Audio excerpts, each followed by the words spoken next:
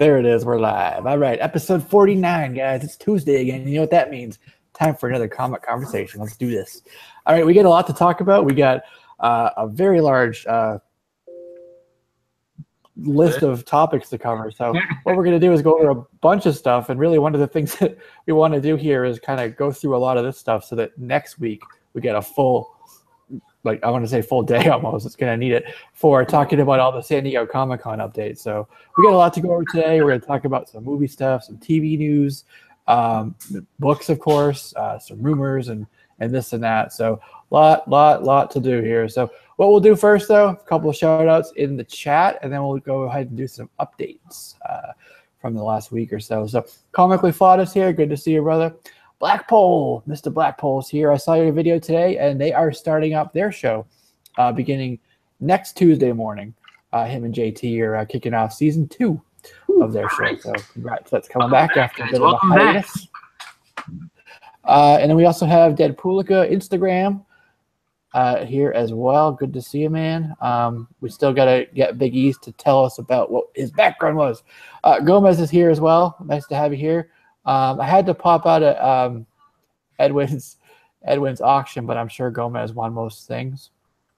We also have Splash Page. Welcome to the show, Splash Page. And we also have T-Men. He said, "Hey guys." So hey guy. All right, let's go ahead and do some updates. Let's start with Chris. Let's do that. Oh, NLC. Hi, NLC. All right. Well, I had a pretty good week. Just got some books. Kind of hit all cylinders. My last video, I have a bunch of stuff. Got a couple back issues. Actually, one really cool back issue in particular, and then some new stuff. And I actually ended up picking up a action figure because of the fact that a Disney store was closing. So that's one thing, one hint and tip that I'll give to people is that if you have a Disney store in your area and it's going out of business for whatever reason, go over there. You can pick up some Marvel Select figures for 40% off. So pretty cool. Nice. Sounds like a good one. All right. Jack, yo, what's up, man? Good to have you here. All right. Edwin. I mean, not Edwin. Oh, my God. It's one of those nights, guys. It's one of those nights. All right, Justin. Sorry. No, how's it going? I don't know. Solid week. I've just been reading old X-Men back issues. Instead of getting caught up on everything that's current, I'm reading stuff that's like back issues. Gotta get them. They get you. Well, it's just you pick up one, you're like, what is this story about? And before you know it, it's like an hour and a half later, and you're well into the next story arc. That's right. It's good fun stuff. Cool. What area are you in? Like 300s, 400s? Yeah, no, I'm up in the 400s, like in the 420s. Okay, good number, by the way. What was I gonna say? You were picking up a bunch of the books based on the covers, if I remember correctly. Right? Yeah, well, it was. I was doing Joe Madureiro's run. Like he did Uncanny 312 to 350. He did the majority of those books. So it started off there, and then it kind of rolled into I need more Uncanny X-Men books. So. Did you get into Joseph, or was that pre-Joseph, or did you read Magneto was Joseph, and then was it? Yeah, that was all around the same time. Yeah. Yeah, and I want to say that was around the same time. Like that's when they reveal that Gambit was part of the mutant massacre, and Rogue leaves him in Antarctica because she's pissed at him. Mm-hmm. That was that nice shiny cover. Very nice. That's kind of harsh. She was not a fan to find out her boyfriend was like slaughtering Morlocks and mutants like it was going out of style. Yeah. I'm leading up to like the later 400s when there's like a couple story arcs with the Shi'ar that I'm really pumped to read. Nice. I always like it. I like X-Men space stuff. They work well in space. Yeah. So yeah, that's about it. Yeah, speaking of that, the latest all new Wolverine. Yeah. She was in space with the Guardians. The Guardians took her up into space, and the Brood showed up. Ooh. Which is big from the X-Men back in the day, right? Yep. Some good stuff back in like the 140s, I think it was. The Claremont era. Yeah. And then it was cool to see like this giant like horde of Brood come up and like, yeah. I won't spoil it, but yeah, it's in there. That doesn't spoil it. I mean, it gives it away a little bit, but there's some twisties and stuff in there in the story. Anyways, yeah. So I've kind of just been laying low. I'm getting ready to kind of prepping for a con coming up in a couple weeks called SuperCon. So big one. You guys should check it out. Huge list of not only the comic book folks, but anime stars, movie, TV, comic book artists and stuff. It's really big show. So I'm really looking forward to that. So kind of throttling back a little bit in anticipation of a little bit there. So I'm going to be working there too, which is cool.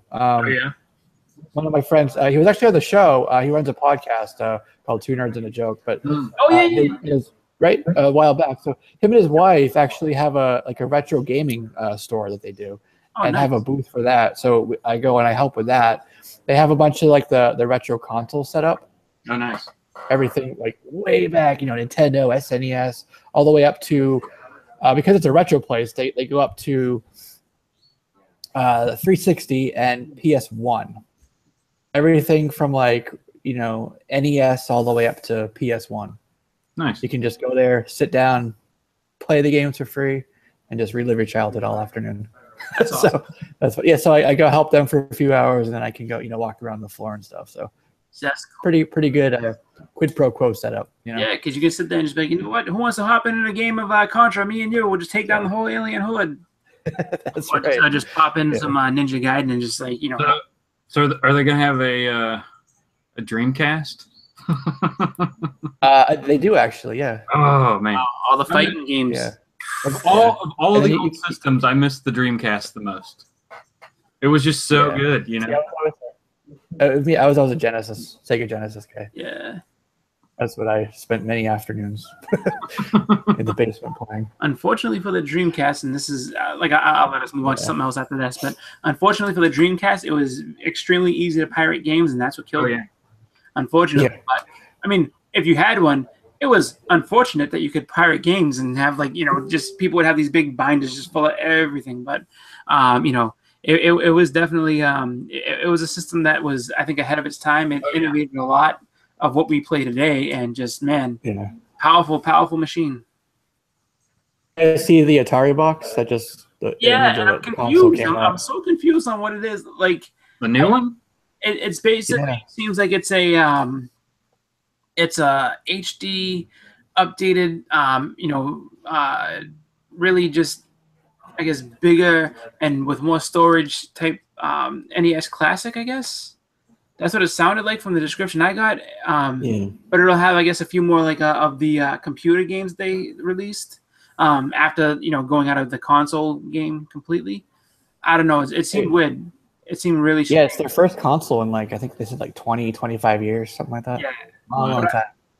Yeah. But I guess they're not getting back into the whole production of games again. They're just kind of being like, hey, here's this box. You can play all these old games and just games that came out released by Atari and that's what we have for you. It's just like, oh. So I'm not quite sure if it's going to be really expensive or what the deal is behind it. It sounds like it could be, though, because initially when it looked like it was going to be its own system, I was thinking, all right, here's another $400 system or $400 to $500 system on the market. Yeah. What games are going to be proprietary there? Are we going to get a super updated HD version of Centipede or some crap like that? That would be pretty cool, I think. Yeah, right. I mean, you could probably put their whole slate of games for the original console on your phone or something. I mean, well, that's what I was thinking. It's like they might as well just give us their whole catalog. That be the whole thing of here, you can have it all for this price, everything. I think what happens is you run into licensing issues just because. Oh yeah. In the '80s, I mean, because they were the only game in town, everybody and their mom would just license stuff out. So I think that, in a way, it would be a little bit of a nightmare as far as what you can publish, what you can't publish, and all the rest of it. Because this belonged to Midway, which is now not even existent anymore, and this belonged to this one and that one. It's just I think there's a lot of red tape with it, but we'll see what it is. And we'll see if it's going to be anything that's going to stand up to the SNES Classic. Supposedly, it's coming out in another month or so. Oof. God, well, everybody go ahead and get in line for that. Oh, I'm pretty sure it's already pre-ordered and sold out online and everything. It's going to be crazy, though. I think the release date is September 21st. So Oh man, oh man, it's gonna be the hot item for Christmas this year. So if you get it, just wait until Christmas time and then sell something that you bought for $60 for $2,000. Go for it. 2,000. That's right. Yeah. Just sell it for a Hulk 181. Go for it. Or trade, even trade. Yeah. All right. So let's get on to, because we got a little sidetracked there. I was just telling the updates. So first thing we wanted to do, top of the show, is do a couple of tributes. We lost a couple more people this week. One of which was George A. Romero, father of the zombie genre. Yes. Everything from back in the 60s, right? Night of the Living Dead, all the way up to, there's a remake for one of his movies. It's in pre-production now. So from then all the way up to now, he created this genre, spawned tons of movies, comic books, graphic novels, Empire of the Dead as well is optioned. So much stuff there to talk about, but big loss if you're at all a fan of that genre. So I mean, if you're a fan, you have to think of him as far as, and I have him in the banner as, R.I.P. George Romero. He was an innovator beyond, what you would think. I mean, he took what would basically be considered a B movie and just B movie material and turned it into like this huge cultural phenomenon because of how good Night of the Living Dead was back in the 60s. And then, remakes and redos and all the rest of it. And it's just like, dude, you look at this guy and it's just like, how you were saying he crossed over into comics, even video games, because Black Ops, the zombies, he wrote that whole thing and they did it all up for him. And it was just like pretty crazy. It's just like, you think about how much he's influenced everything going forward. Like without his vision of zombies, there would be like no Walking Dead, no 28 Days Later. I mean, you can go on naming things forever. And the fact that he was so prolific and the Crazies, he did both of the Crazies. All that stuff. And you can think about how he went, from the 60s all the way up until 2009 was his last film. That's insane. Like over 40 years of just directing at a high level, like, doing what he did. And the best part about it is that he, even though story wise, maybe his movies weren't the greatest, but he innovated with like the special effects, everything. Like he took everything to the next level all the time. So, he's a huge loss. And that, honestly, there's so many people that could learn from him, and there's so much you could study just from him and how he made movies and the chances he took. That really, it's just like, it's kind of devastating to know that someone who was so brilliant is gone. Yeah.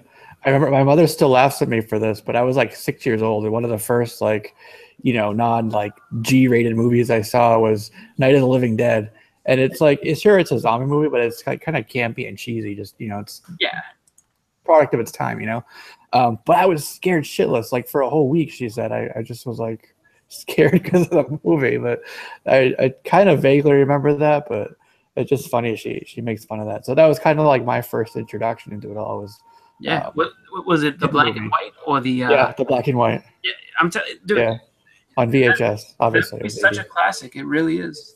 Yeah, he started with like $140,000 budget for the movie, which even for then is super low. Oh yeah.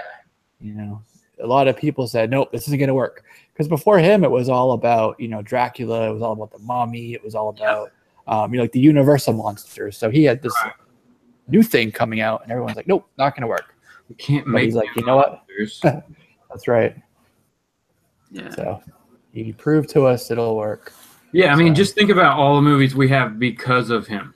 All the literature we have because he basically created that genre. Yep. Made it into such a cult classic that it then became mainstream, Yeah. Resident Evil. It's so funny. Like, really, we could do a whole show just being like, okay, this is all the stuff that he influenced. It's just like, there's so many crazy things that he spawned off of just him taking what was basically a throwaway character that nobody cared about, a throwaway type monster, and being like, look, we're going to give these guys a spotlight because these guys can be just as scary as Dracula, Frankenstein, all the rest of them. We just got to give them their due and really accentuate the fact that they are scary based on the fact that, there's so many of them and really you can't overcome them. Yeah. Yeah. You know what else is kind of scary? In my opinion, Pinocchio. Played a little wooden monster. And you know who played Geppetto? Martin Landau. Yes.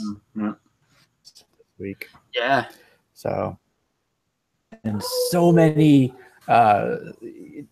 iconic franchises, really, you know. Yeah. I think he was actually a tons of tracker. them he's been in. Yeah. He played a tracker. He's been in quite a few.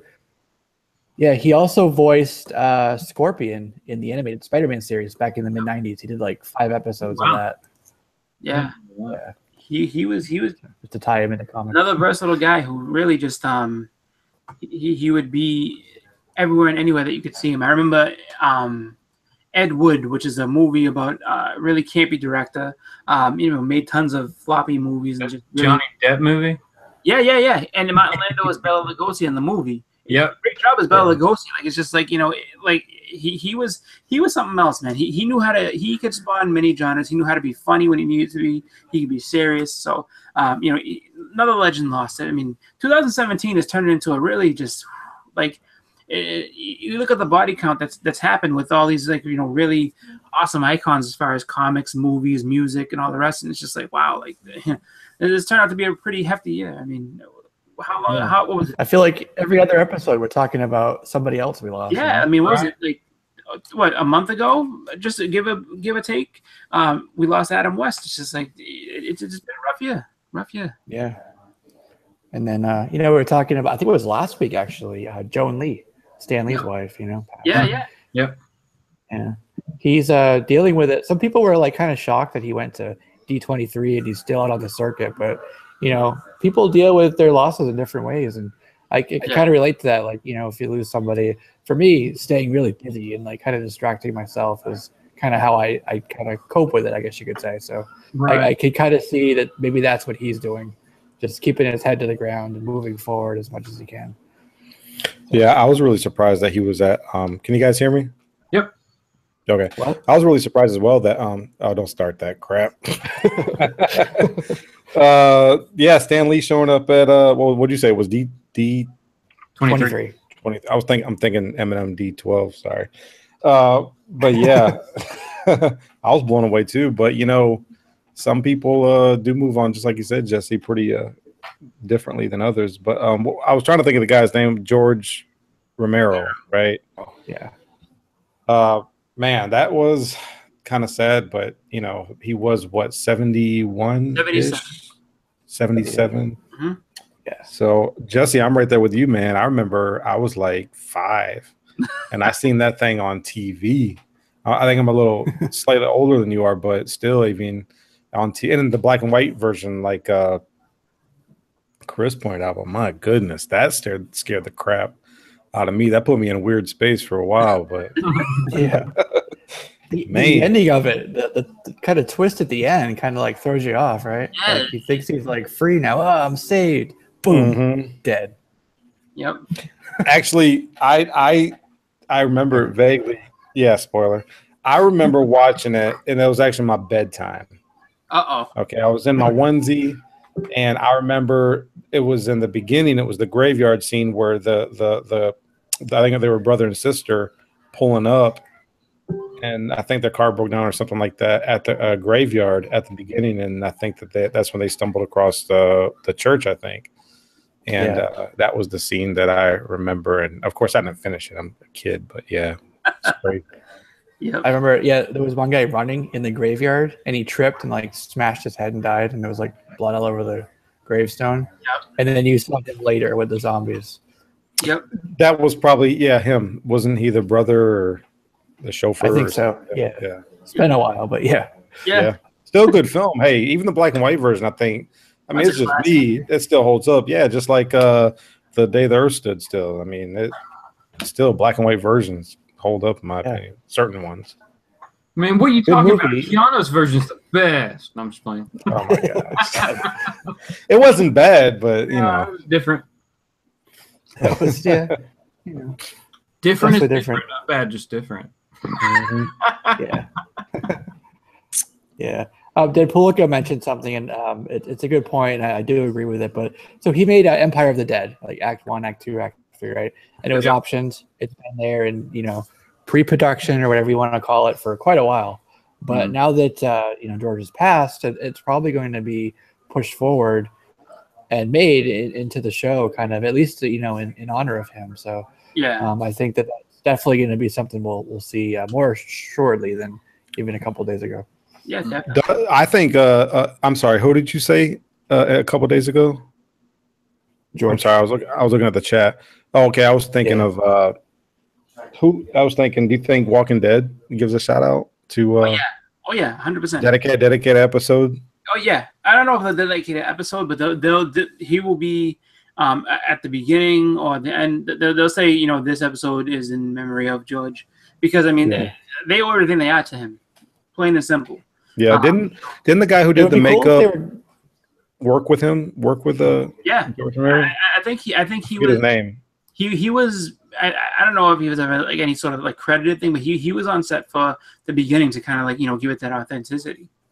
Yeah, it would be cool if they found like a Land of the Dead VHS and like when they're out for supplies, or like an old comic or something.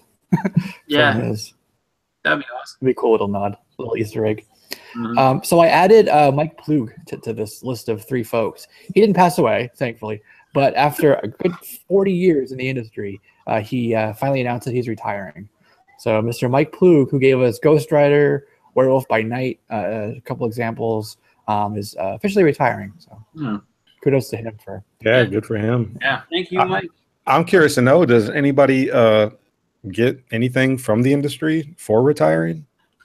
Yeah, I do. Any kind of pension or something? You might get some type of an award like the next year. Whatever, I don't know. But I think as far as like they'll honor you at cons and stuff like that, but I don't really know. Or if they have any sort of like Hall of Fame type thing, maybe something like that. But I mean, as far as widespread, it's just the fans will have to thank him and be like, hey, this is pretty cool. So I think at every con he goes to, they may give him some type of either award or special recognition, like industry legend. Maybe that's what it is. You go from being comic artist Mike Ploog to industry legend Mike Ploog is here today. Right. I think of Sam De La Rosa, who we've had on the show here in the past, and I see him all the time here in Texas. I think about him, and I know he's retired, and he brings that up every time people ask him, hey, do you draw anymore? Do you got anything coming up? Blah, blah, blah. He's like, nah, I'm retired. So sorry about that rabbit trail, but that's fine. Thinking about it. Okay. I saw his post about how he's like, I'm about to be at San Diego Comic-Con. I have no idea what my booth is right now, but I'll post it when I know. I thought that was funny. Yeah. Guess I'm the only one. Crickets. No, I saw that too. Okay. All right, so let's go on to Game of Thrones. Who saw it? Please tell me some of you saw it. Game of Thrones. It was awesome. Sorry. It was good for what it was. The only thing that dragged on was Sam's, I guess, paying his dues. That went on a little bit too long. But I mean, overall, I think that they did a good setup for what I think you're going to see on the show, which is a lot of strong women. I think that this is the season where you're going to see a lot more women stand out as being the strength than the men, just because you have Sansa, you have Cersei, and then also Daenerys, who are all really impact players, and then you also have Arya, who's behind the scenes right now, doing her thing, but she's also they're just showing the strength of women, I think, for this season. That opening was awesome. Oh yeah. Oh yeah. I was like, oh, that's not. I'm confused right now. And then, oh, okay. It's a flashback, but he's acting not like himself. What's going? Okay. Yeah. They pulled the Mission Impossible trick. Yep. And the the speech she gave was awesome. Like, it was just like she set those guys up like perfect. It was like hitting all the people I care about are right here. All the phrase that I care about are in this room. And then tells them to take a drink, and then after they take their drink, she starts revealing who she really is, and how they didn't kill all the Starks, and they should have, but that's okay, because guess what? Blah, you're all dead now. Mm-hmm. Yeah. So I like what you said. Leave one wolf alive, and the sheep are never safe. Yep. That was pretty cool. Line.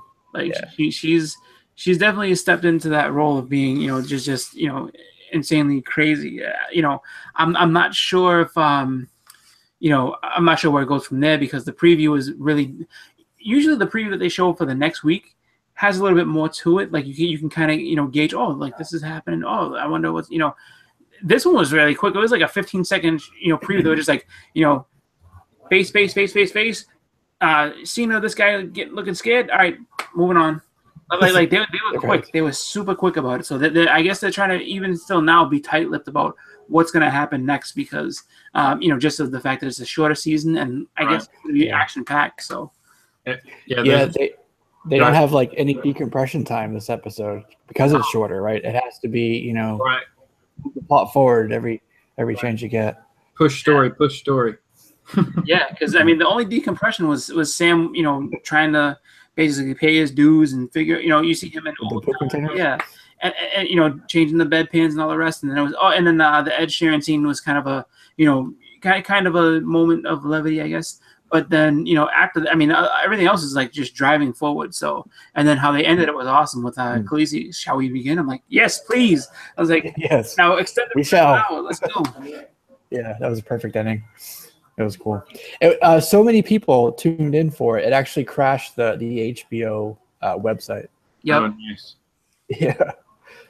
Amazing box office there. It'll be interesting to see like the day +1 and +2 ratings for it, but I'm sure it'll be up there in terms of, you know, some of the highest for a while. Jeff Johnson, NLC, NES Master, J. Rod Ham.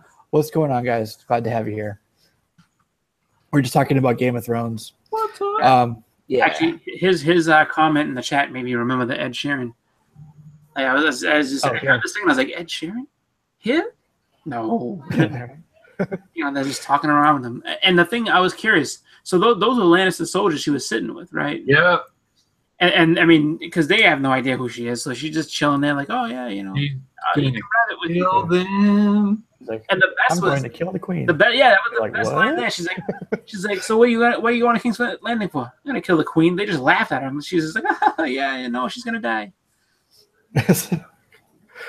Pretty sure that they're all dead. Maybe, I don't know. You never know. Ed Sheeran might have sung his way out of it. And then again, too, Arya has a little bit of compassion. So when that guy was talking, I think like she would have killed them all, but I think he kind of maybe gave him a stay of execution so she can just kind of slither past them with. But if they're Lannister soldiers, she kills them. She walks in as one of them. She could. Nobody looks at her sideways, you know? Sure, yeah. She could just throw on their armor. Yeah. You could just walk straight. Throw on the armor, put on the face. Yep. Arya's dangerous nowadays. She's gonna be doing. I think she's gonna. We're gonna see her do that more than a couple times this season. You know, I think honestly, she's gonna be the one that takes out Littlefinger. I think when she reunites with Sansa, she like, because Sansa's supposedly getting. I mean, you saw her interaction with him, so she seems to be getting you know, more used to his tricks. Mm-hmm. So I think it might be one of those things where you know, she's gonna basically be like, listen, we're back together, like, you know, and she'll tell her about this ability she got, dress up like Sansa and be like, all right, come get me, big boy, and then dead. That's my thing. Be on mute for a second. The fire alarm's going off here, so. Oh, crazy. Yeah, I mean, and wow, crap. What was the Daenerys' home? They went Dragonstone. Dragonstone, man, that was nuts looking. That was awesome. Yeah, it had the initial entrance, and then the path to the castle was like another 8 miles away. I was like, what the hell? Wow. Yeah. I was like, Tyrion must be super tired because he has to walk all that way. I was like, Jesus, and he's smaller than everybody else. Good exercise. Maybe somebody helped him out. Yeah, what was funny is I'm surprised they didn't have like an ambush squad there, because that's what Jamie said. He's like, she's coming to Dragonstone. That's where she was born. That's where she's gonna end up at. And it's just like, he didn't. Like, there was no one there waiting for them. Maybe they want to, you know, kind of. Yeah, it looks just like it's been abandoned for a while. So yeah, like, I mean, but you know, it's gonna be something, because I know that you know, and I think they're forcing the meeting with him and Daenerys to be relatively soon, because of the fact that you know, Sam's like, Dragonglass in the mountain inside of that place, go get it. So I don't know.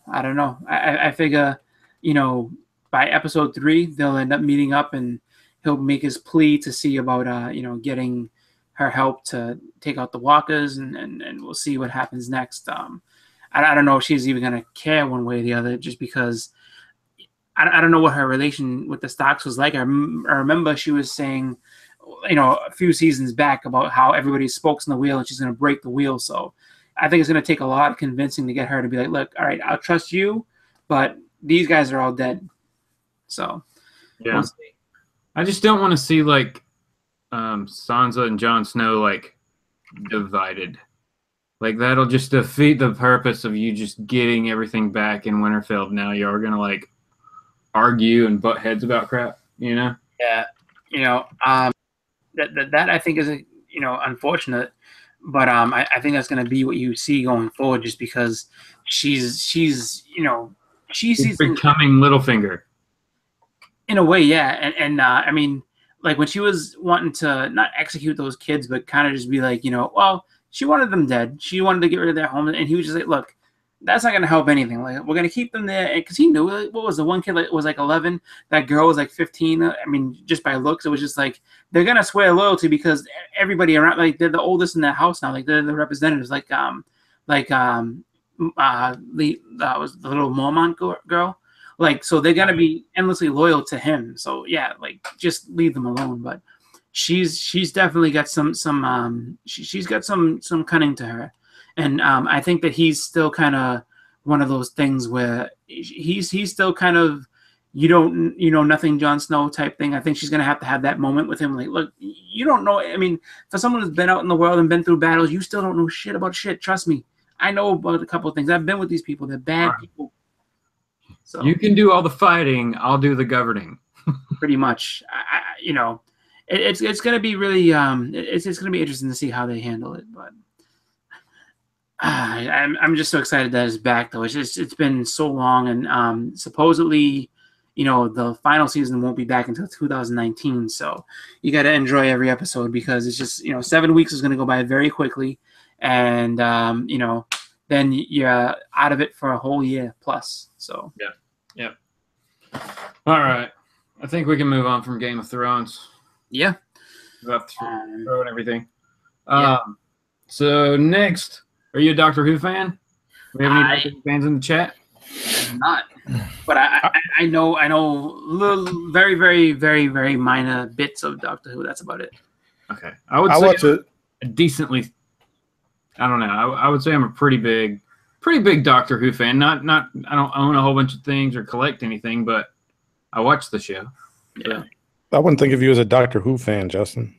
I liked it. I got sucked back in that first season when Christopher Eccles was in it. And I've just been watching it ever since. Long for the ride. Yeah, we need Kyle Walker in here. Kyle Walker it doesn't hurt that all of his companions are enjoyable to watch. Yeah, like I know that the last Doctor had Nebula, Karen Gilliam, who plays Nebula, and I was saying before, I think I said a few different times, like I'd never seen her on Doctor Who. My first experience with her was as Nebula, so I was like, oh, like she's actually plays Nebula, and then when I actually saw her, I was like, wow, she is very pretty outside the makeup. So yeah, that was reversed for me, like seeing her with a shaved head versus being on Doctor Who with like long hair for years. I was like, what's going on? I occasionally watch it with my wife. I asked her the question. I asked her what she thought about a female Doctor Who, and she was like she didn't care because I guess Doctor Who dies every season or whatever. Every so often, like that's why they keep bringing in different actors. Like he can regenerate basically. Now, originally there was a thing where he could only regenerate like 11 or 12 times, something like that. But now the new Doctor. What's her name? Jodie Whittaker? Jodie Whittaker. Okay. The first female Doctor. Right. She's the first female. Now, they set this up last season. The Doctor has a villain named the Master who came back as who recently changed and regenerated and became a woman, Missy. So they set this up to go ahead and get everybody ready for the idea of it. So I don't feel like it was a massive shock, If you follow Doctor Who. If you follow Doctor Who, yeah, it's not a big one. If you don't follow Doctor Who, I don't think you will care at all anyway. That good point. I could care less. You're like, I don't care. I mean, I can't think of anything she's been in. I'm sure she's been in some British stuff. But I mean, whatever. I'm sure it's like I said, as long as the writing is still the same, is it still like the same creators and everything, the show's still gonna have the same feel. So hopefully the stories are just as good, you know. Mm-hmm. Yeah, it's one of those things where, you know, the tough part with it is that, you know, it's mainstream, I guess, enough that people should know what it is, but a lot of people over here really don't watch it, so it's kind of like, you know, it's kind of a tough topic here and there, but, you know, I don't know. I mean, I just figure, you know, if you're a fan of it, I guess, you know, it's an exciting time. If not, well, you know, you're not missing anything that you didn't know about in the first place, so. Yeah, if you're upset about it, I guess then you're not really a fan because you know that's a possibility of the character. You know that the character can change gender. I mean, there's no, they could change, like, I guess they wouldn't change species, but they can, you know. So it shouldn't really be a shock to anybody if you're a fan. You shouldn't really be upset, I don't think. Because you know it's going to change in a couple seasons anyway to somebody else. So what's the matter? That's true. All right. So, hey, real quick, let me stall a little bit, maybe give Jesse a little bit of time. So, just show you guys a couple pickups that I got today. All right, couldn't believe it. Oh my god. Oh my god. You're gonna freak out. All right. So, my LCS said that they got some collections in this week, and he was gone, so I had some time to kill. So I kind of went through the boxes just to see what he had. Everyone picked up Sparks one. Actually, I already have that. But no, so I picked up some Batman stuff. And I asked him, I was like, you know, how much do you want for it? He's like, everything in those boxes were $1. I was like, all right, cool. So I started going through it, and I come across, lo and behold, I feel like some Neil Adams is gonna pop up. This right here. Ooh, first Damien, right? 655. Yep. 9.8 condition Very for nice. $1. And now I gotta be honest, man. 655 was on my want list. I just didn't know what they go for. And not only did I get that, but I got this one right here for $1. Nice. So we'll start the bid. 1 in 10 variant, 9.8 condition. I'm getting both of them slabbed because they're both 9.8s. This book right here, I'm just gonna say this. Look at what this retails for in a 9.8, and you'll get the reason why I'm so excited. So I just leave that out there. And then I got this for somebody. Somebody kept asking for Nightmare on Elm Street or Freddy stuff on, I don't know if it was Comic Book Fanatics or a different Facebook page, but I've seen that too, yeah. Yeah, I went and picked that up because I saw it, and I knew we had a bunch of them, but that was the only one we had, so I just picked that up. So no, I didn't. No, I didn't get 666. Jeff Johnson. I wasn't really looking for it. I was really looking for the first appearance of Damien because I knew I wanted that. Should I look for 666? Is there anything other than the number? Is there anything key about that issue? Doom's asking what the bidding's starting at. Yeah, I'm sorry, man. I got to get them both slabbed. They're in such high grade. I'm gonna get them slabbed. And then what's the bidding gonna start at? I mean, I paid $1 for these. These are $400 books now, guys. Dude, I'm gonna be nice. Give you a nice offer. Let's have the bidding off at $250. Who got $250? Let's go. Hey, I mean. You can't hate on a guy if he found a deal. You still got. I don't hate on anybody who finds deals. Just because. Like I said, to be honest, I did not know what they were going for. I knew what they were, and then I asked him, I was like, you know, how much? He's like, everything. He looked at him and he's like $1. I was like, all right, you know. So Alex says 666 is the first Damien as Batman. So I guess a kind of a future story. Yeah. I guess. He puts on that like trench coat looking Batman outfit. Is what he ends up making himself. Big E says he's got one also. You know, and I had to flip through because it says it's the cameo, like he's a cameo. And I looked in the back, and it is Damian. He's in the shadows, but you know, the outline and everything, the silhouette, you could tell it's clearly, you know, Damian. So yeah. But see, now that's funny because there's a few first appearances that are kind of, as far as when you see a first appearance, it's just like, okay, first appearance of a character, but it's like so like minor that you wouldn't even know what it's like. If, like the first appearance of War Machine, the first appearance of James Rhodes, basically, literally you wouldn't even know it was him. It's just like he's a pilot for Tony Stark, so he's wearing a big helmet and he's got a jacket that says Rhodes on it, and he's like, you ready to go, Mr. Stark? I was like, not yet, Rhodey, you got to pick something up. It's just like, you know, if you bought that book back in the day, how do you know he's going to be anything? He's literally is just some guy that is going to, you know, fly Tony Stark to his next appointment. You know, and then it's just like, you know, turns out that later on he is something huge. I mean, and there are some first appearances that, you know, you look at and they do disappoint, but because they're first appearances, people are like, wow, I have to have it. Like, I think you showed on Facebook about you know, Darkseid, and it's literally like just a face. And just it's like, and that's what people are going nuts. You know, for that you know, Forever people being like, oh, that's the first one ever. You got to get it. It's just like, it's just a head. Not like he's doing anything really cool, but everybody says 666 is first Damian as Batman. I didn't know that. And then Jesse says he's got a Damian Wayne video, I guess, which I'll have to check out. Yeah, he did a whole like just outline on him. Like he was doing a series character profiles, yeah, and they were pretty cool. You need to start those up again. But he was doing a whole bunch of those, and he went through. It's a really informative video. If you don't know who Damian really is, or if you're curious, watch that video. He'll give you all the details, the ins and outs. Well, I love him in the animated series, all the movies. I mean, oh yeah, he's terrible. Like as far as jerk. They do a good job. You hate him, but then you like him at the same time. You know. Yeah.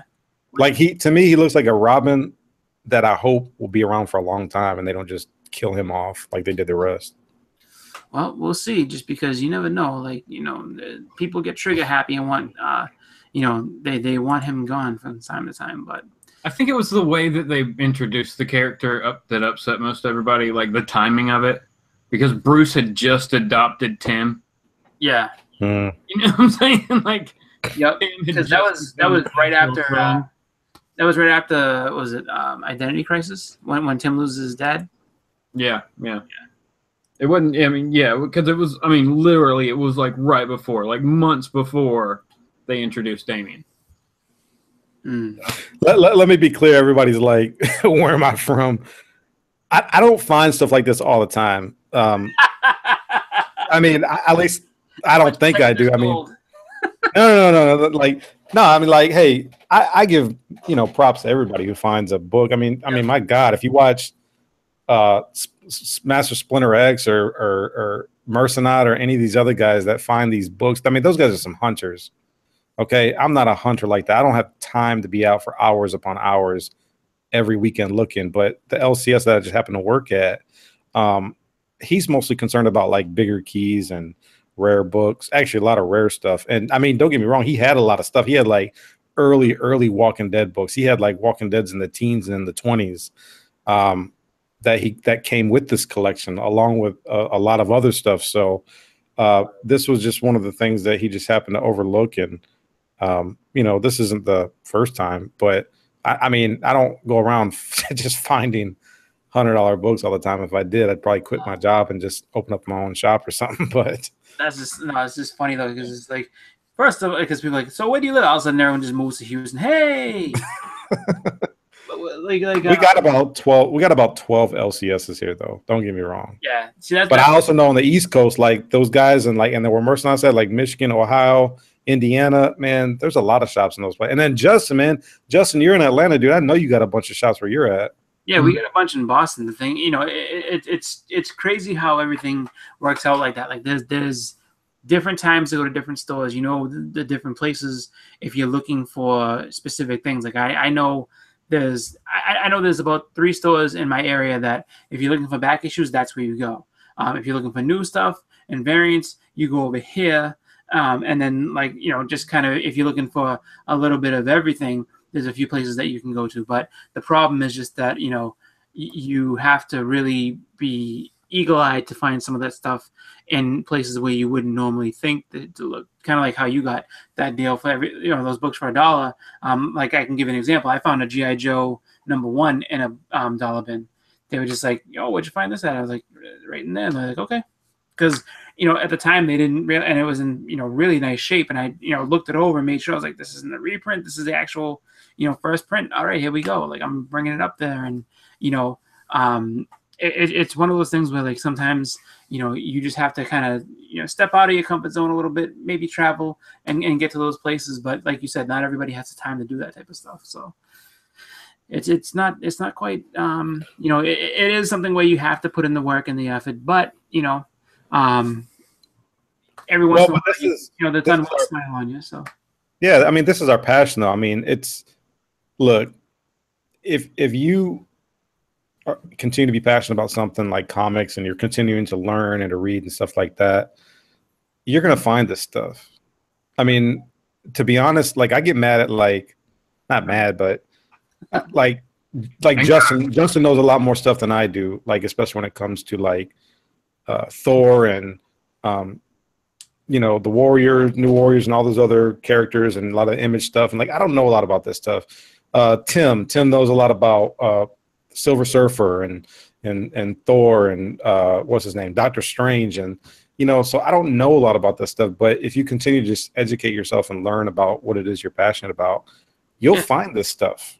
I mean, you'll find this stuff. You got to quit looking. And I preach this all the time in all my videos. People who are always out there trying to find the New Mutants 98, 87, all that stuff, dude. Everybody's looking for that stuff. Everybody's looking. What makes you think you're gonna find it? Just so happen, you know what I'm saying? You'd have to go to a garage sale or something like that, or just look up somewhere. I mean, but everybody's got eyes on that stuff. Find something else. Yeah, of course. I mean, that's just the smart way to go about it. To kind of figure out what run or what group of books that you're looking for that most people won't be gunning for. It's just like there's a lot of times where you'll find I mean you got to figure like X-Men, Batman, Spider-Man, Superman, all the big names. People will look for those books all the time. But if you have something that, like you said, maybe a few Thors here and there that, people aren't really zeroed in on, maybe you pick some of those up. Maybe up until a few years ago, Power Man and Iron Fist, you could have found a bunch of stuff for them just because, nobody was really looking for those. Yeah. So it's just, it all happens. Like, I would say up until like 2 years ago, you could have gotten, She-Hulk #1 for a lot cheaper than you will now, because people are just speculating that she's going to be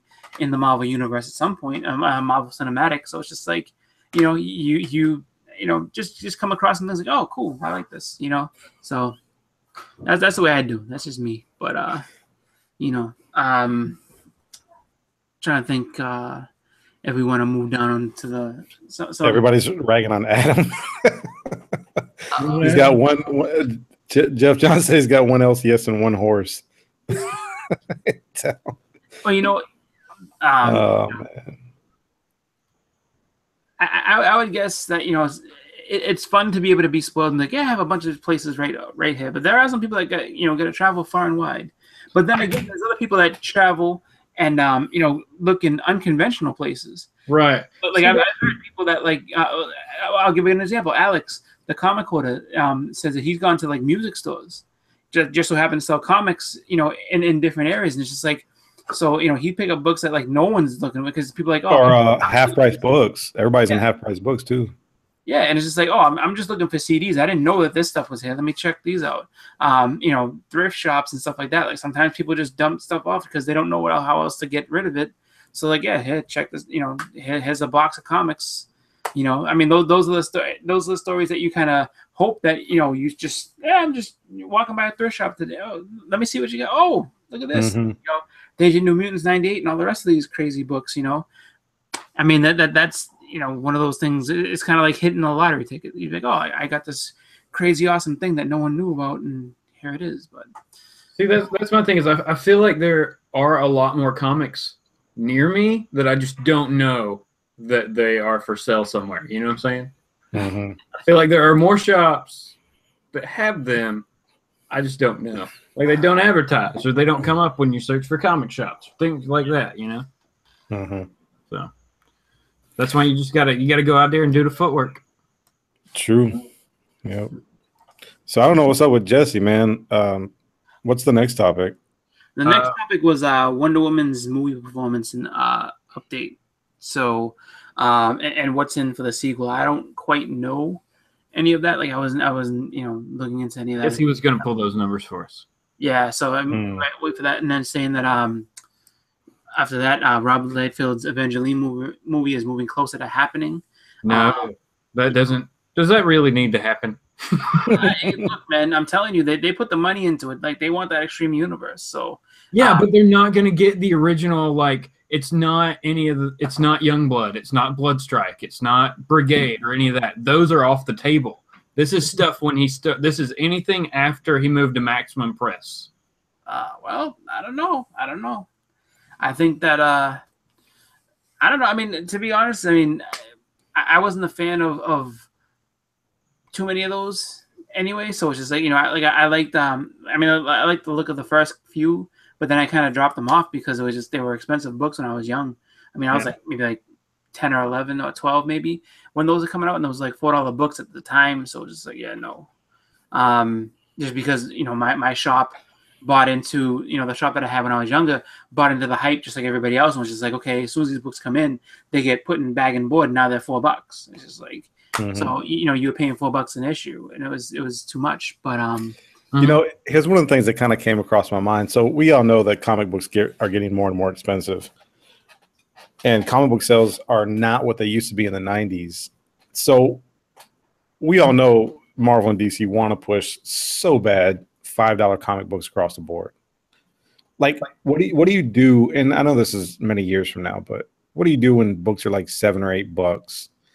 There's not going to be as many people buying them, but yet when they put out like a first appearance or a key issue, there's going to be such a fewer print run. Do you continue collecting comics at $7, $8, or? I don't know, because I mean, the question is, how far away are we from that? Is it going to be? I mean, like you. Who knows? How many years do you think down the road that is? I mean, not as many as we're going to guess.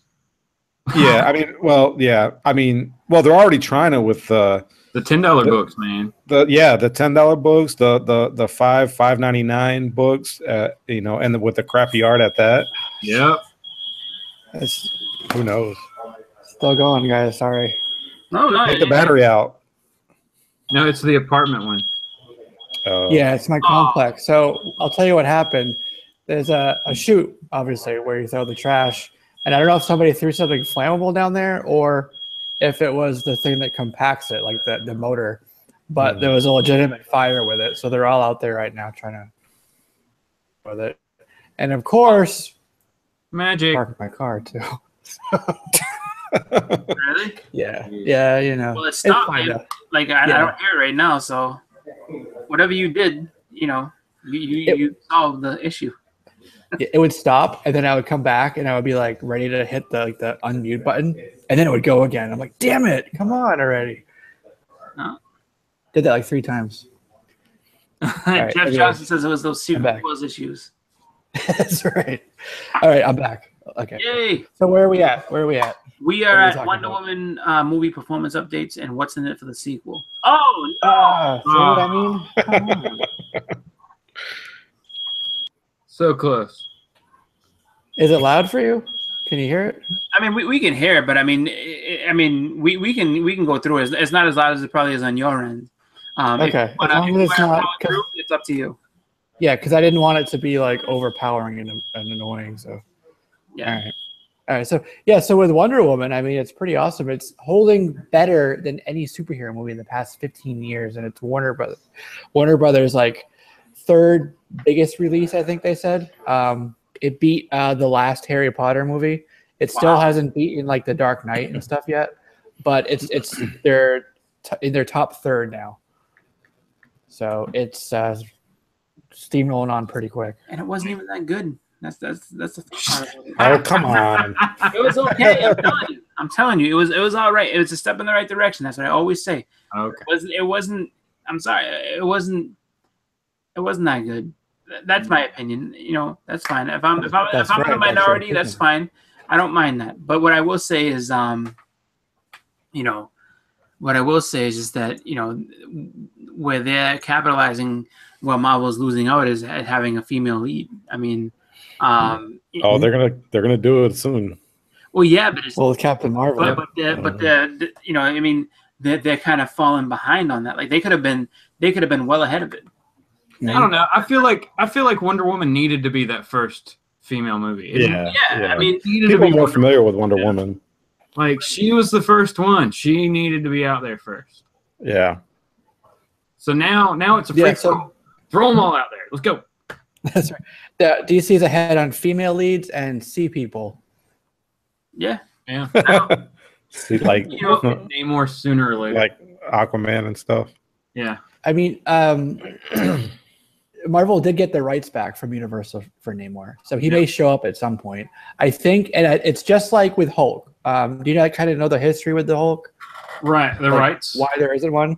Yeah. So it goes back to like the early '90s, like before Disney, before like the whole bankruptcy thing where they were selling off the rights, and there was Disney theme parks and Universal theme parks. Yep. They were kind of like drawing up all the rights for it. So Universal got like the Hulk, they got Fantastic Four, Spider-Man, X-Men, Doctor Doom, and like they had things where if they built like a superhero sort of thing in one area, then the other part couldn't do it within like a 60-mile radius, right?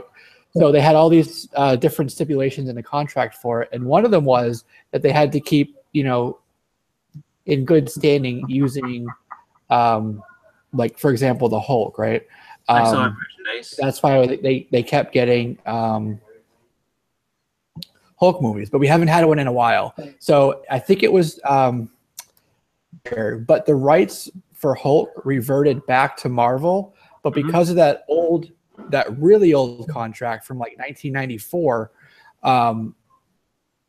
like they retain like distribution rights and what they call rights of first refusal. So like Marvel could make a solo movie, but they have to give it. Remember when we were talking about with some of the movies how it has to do like double or almost triple its budget to be considered successful, right? To break even. A large part of that.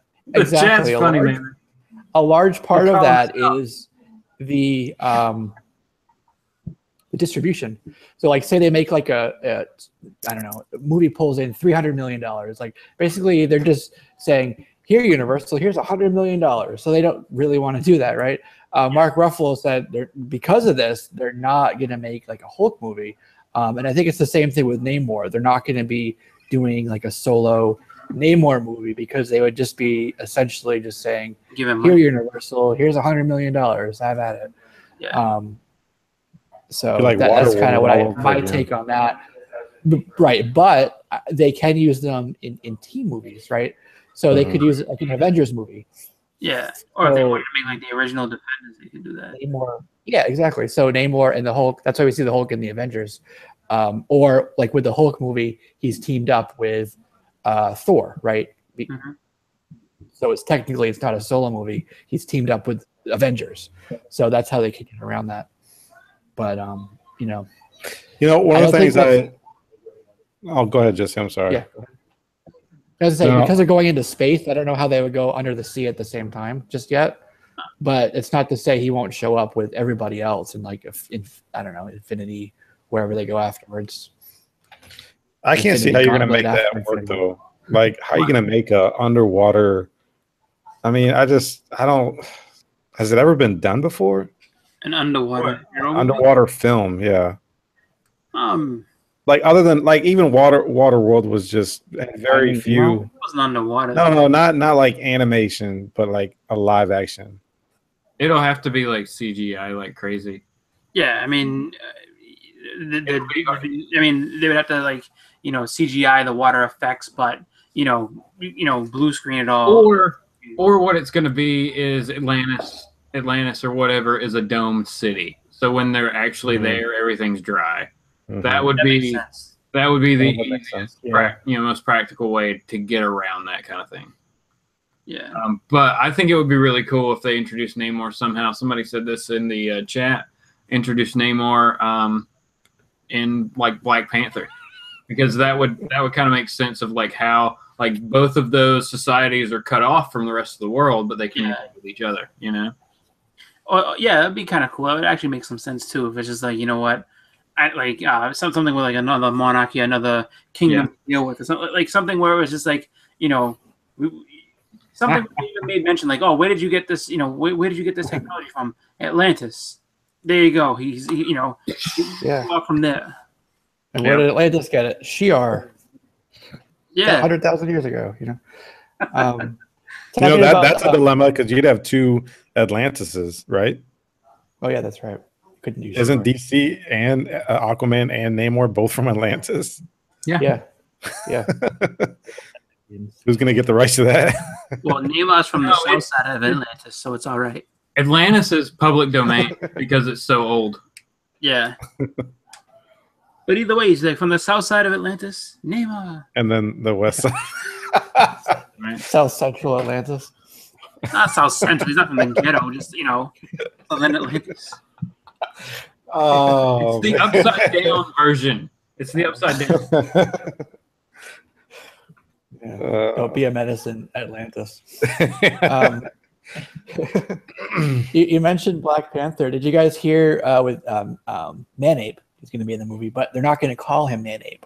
Yeah, he's just going to be Baku. Yeah, but he's going to have like fur on him and stuff. And he's obviously you guys know the history of him. You know? Yeah, right. But I think it's an interesting move and a very safe move, if you ask me. Yeah, to not call him Manape. But in a way, it's a smart one, just given the climate of everything that's gone on, the way everybody kind of takes in information and really just kind of will make it known and voice their displeasure on it. Whereas it's like, it doesn't, being half black, I can see it and be like, look, it doesn't really make sense. I mean, I understand in the comic world and everything like that, we understand what the character is. This is the, heritage, all the rest of it. But a lot of people who have no real sense of characters and everything like this is horribly racist to have a black man call him man ape and dress him up like a gorilla and all the rest of that shit. It's just like, it's one of those things where it's like you kind of wish that people would just be like, look, can you just let this be what it is and just not mess around? Like, you don't know what it is. Give it a chance. It's not like some horrible racist man said, here, let's really embarrass the shit out of some people with. Like, it's done in a way that, this is part of the story. This is how it is. And, it's just something where, they need to, I guess this way, like you said, it's a safe way to do it. So that way no one's going to be, I guess, pissed off so much. I mean, people are still going to be mad at the movie. People are still going to be mad at the movie. So now creativity is blocked by what's going to piss somebody off. Dude, honestly, as much as you laugh at it, it's true. It's true, man. Yeah, I know, and I'm just saying it's a weak move on their part. It's like they back, that's weak. Like, oh man. Well, they're already catching a lot of shit for having an all-black cast. It's just like, oh, this is racist, all-black. It's like, fuck that shit. Look, everybody knows that, this is the book. Like, that's like saying, so should Roots have, should they switch people over to be more diverse in Roots? Because, Roots is a movie about slaves. You get the fucking slave masters, and you get the slaves, and that's it. Like, that's the movie. You know what I mean? You can't complain about shit like that. Like, it's just like that's it's low IQ people who don't want to do the research. Like, you know what I'm saying? They want to get mad at a name without figuring out what it's about. Have you guys even looked at the cast of the Black Panther? They got a good cast, man. Oh yeah. Angela Bassett, which I'm gonna be curious to see how she does her accent, and then I didn't even realize this, but Michonne from The Walking Dead, she's in it. I didn't I gotta be honest, man. It's like I didn't recognize her because I didn't see the long hair, but she's in it, and I just so happened to who Lupita. Yeah, her too. Yep. But I was actually watching Tupac All Eyes on Me. I was streaming it, and the woman Michonne, I forget her name, Michonne. I'm just gonna call her Michonne. She's in that film too. Yeah, she's his mom. She's a female. So like she's, I'm happy for her because I think we all love her as Michonne. But as an all black cast, not only that, man, you got good actors and actresses playing these characters. I think it's going to be a great film. And plus, like we talked about in past episodes, it just has that Batman vibe to it. And I think it's going to be an awesome movie. Yeah. Yeah. What a segue. 100%. Yeah. Well, I didn't mean to segue. Actually, one of the things I wanted to let you guys know, I don't know if anybody noticed, but did you guys see Amazing Spider-Man drop 63%? Yeah. In his second week? Yeah. That's a huge drop. I didn't see that coming. That drops it below Amazing Spider-Man. Yeah. Yeah, exactly. So, and that kind of speaks to what I was saying before about Wonder Woman having held itself, as high as it has for so long, because all these other movies are like they're shit from the get-go, but even from there they're dropping like so drastically from one weekend to the next. It's pretty crazy how this year's been for movies. I can say this: I like Spider-Man. I think it was good. I think that a lot of people have been trouble with the fact that so much has changed. Because there was a lot that was changed in the movie. Spider-Man, as far as even his character, as far as how everything worked within him as being Spider-Man was different, and so a lot of people weren't ready for that kind of changing of his character and everything like that. I still thought it was a good movie. I have no problem with it, but I think that I think a lot of it's just resistance because people are like, so that's how his spider suit works. Really, it's like that, and these characters are all like this, and that's gonna be Mary Jane. Are you fucking kidding me? Like that I think is where everybody dropped off. It was like, this is bullshit. I'm not watching this. I think. What if they just never said she's Mary Jane and just forever just went with MJ? Yeah, she said MJ, and that was it. Everybody I think everybody who really wanted to see it saw it that first week, and then now you have all the backlash because people are like, oh well, this is what people are hearing from their friends, like this is what happened, and that's what this, and this has changed, and this is different, and people are probably turned off by that. Like, you know what? No. So you might be right. I mean, I think the biggest shock to me was Flash. Was Flash Indian or Mexican or? I didn't like what was that character. What are you talking about? And Spider-Man: Homecoming. I mean, they were just being intentionally trying to be too diverse. Well, I think. How many times can you hear Penis Parker before it gets annoying? Yeah. They I think went with a lot of the Ultimate influence as well, which I think in that way, like certain things are different, and I think a lot of people didn't read Ultimate, and that was that's what ended up making everything kind of tough to deal with in certain ways. But I think overall, I mean, I think they may have potentially made some mistakes trying to make everybody as diverse as they did. Mm-hmm. But I mean, I don't know. I mean, it is Queens. It still had a 91% user on Rotten Tomatoes. I'm not even talking about the critics. Yeah, consumers gave it a 91%. People liked it and everything. It was, I mean, overall, it's a good movie. It's just I think that the fact that there's so many changes to it is why people aren't sticking to it. I mean, I can say what I want. See, that's the thing. Hey, 1 second. I think Big E said it on his show yesterday. You can never please people because if you give them like the same thing, you give them the origin, you give them like what you saw of Spider-Man, people are going to be pissed off. Like, we've seen that 2 times already. What are you doing? Yeah. And then you don't, and then people are pissed off because you didn't. So it's like damned if you do, damned if you don't. Well, he made it. He said the general audience is not us comic fans. The general audience is not comic fans, and they're tired of Spider-Man. Sony fucked those movies up too many times. The general public is unforgiving, which it's all true. Like, just like you guys will all say, Wonder Woman was great, and I'm just like, I don't think it was all that great. I mean, I think it stuck to the source, which was good. It stuck truer to the source than Spider-Man did in certain, in a lot of ways. But I mean, I think overall, there was definitely some things that just, weren't up to par with it. I mean, and the thing is, I feel like in Wonder Woman's case, people are willing to kind of give a pass to something that's more coherent than what they've seen in the past from DC and be like, oh, no, this is awesome. Like, this is the way it should be. And it's like, okay.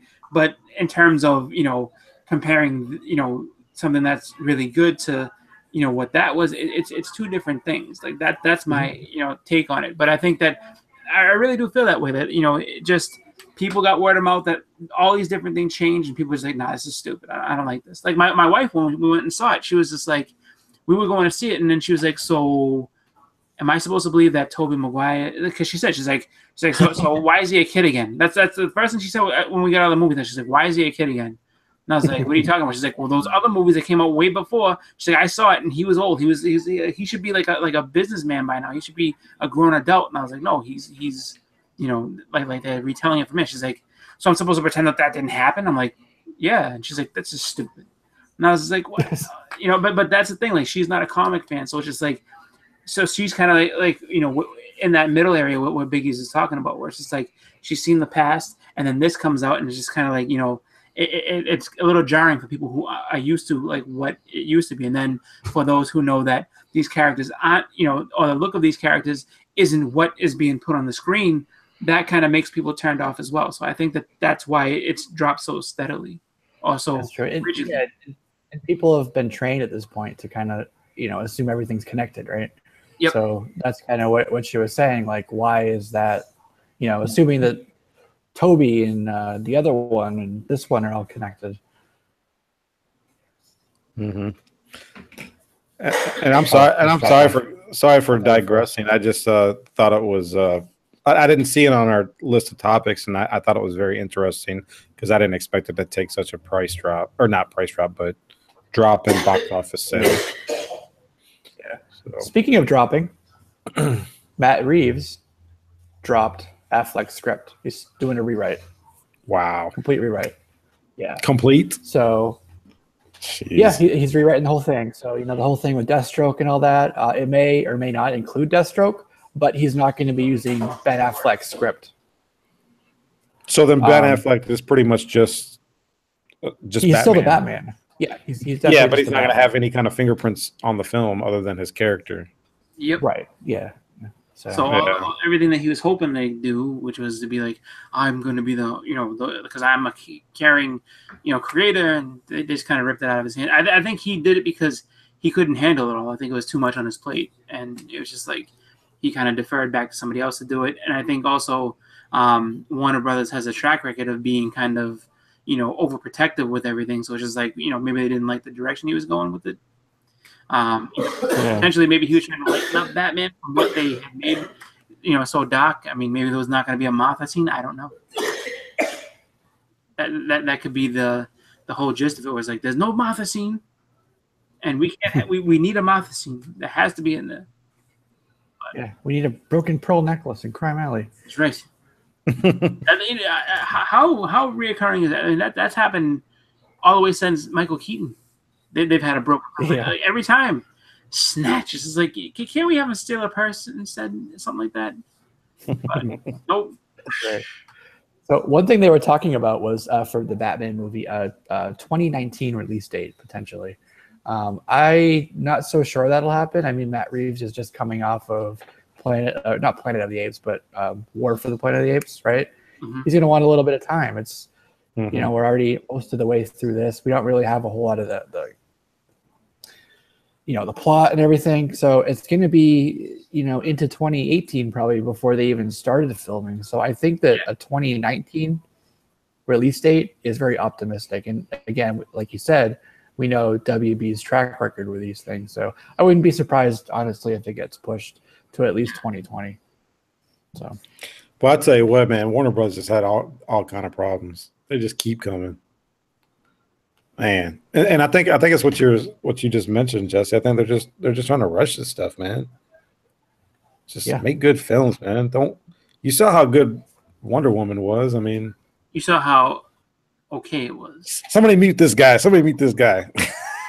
don't need to mute me, dude. It's true. Like, look, I know it was coherent, and it was coherent, and it made, you know, it didn't completely suck. That's what happened. Like, I'm not saying that, like.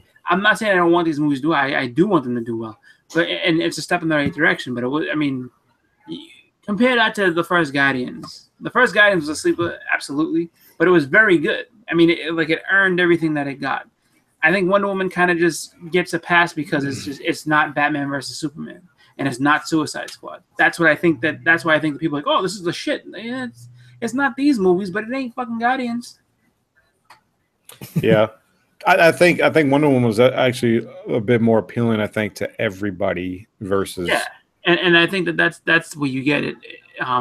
Why you have such a massive audience going back to see it and everything is because the fact that she's just that big mainstream hero that everybody has been looking for, and it did the things the right way. That's pretty much it should have been done. I'll say that much. Because I got to be honest, man, when I just happened to be flipping through like what movies are going to be coming out between now and the end of September, because it's 2017, because we all were sitting here talking about how after Spider-Man Homecoming, you're not going to have another superhero film until Thor Ragnarok. And so I was like, what else is going to come out? And I was actually really surprised to see that Justice League was coming out this year. I thought it was going to be next year. No, it's coming out this year. Yeah, no, I know, and I didn't even know that. I mean, we just had Batman versus Superman last year? It was last year, right? Right. Or was it 2015? Yeah. Either way, it just doesn't seem like it. Just all feels rushed, is what I'm saying. So, yeah, I get this. The Flash and I think Cyborg are for like 2019, and they just added two more dates to that. So that would make 4 DC movies in 1 year. You talk about rushed. How about cramped? It gets to a point where the movies have to be out for a while to make money. If they put them out too fast or too soon, the money from one is going to eat away from the money from the other. So they really kind of do themselves a disservice. Like, look what happened with Pirates and Guardians, right? Nobody went to see Pirates, which is Disney. Everybody went to see Guardians, right? So instead of letting Pirates make some money, simmer for a while, But Pirates wasn't gonna make money just because when you look at it, that literally what they did was they did a reboot without calling it a reboot, and they basically would just insulted everybody.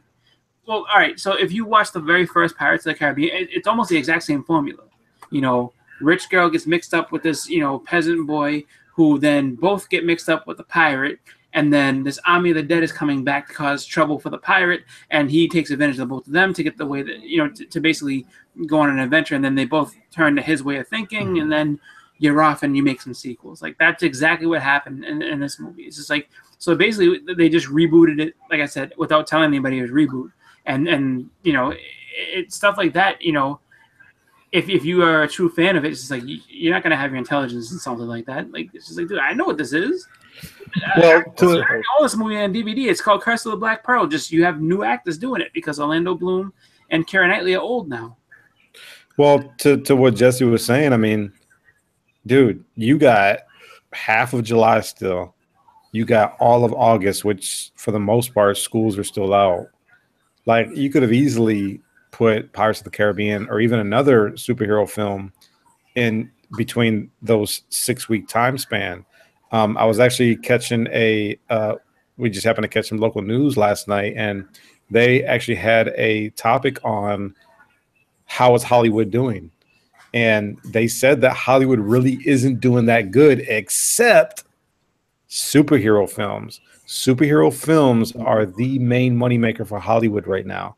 So this genre, this bubble that everybody's talking about, it ain't going away anytime soon. It's not going to wait till they can make other movies that really, sustain, like another genre sustains and moves forward. That's the thing.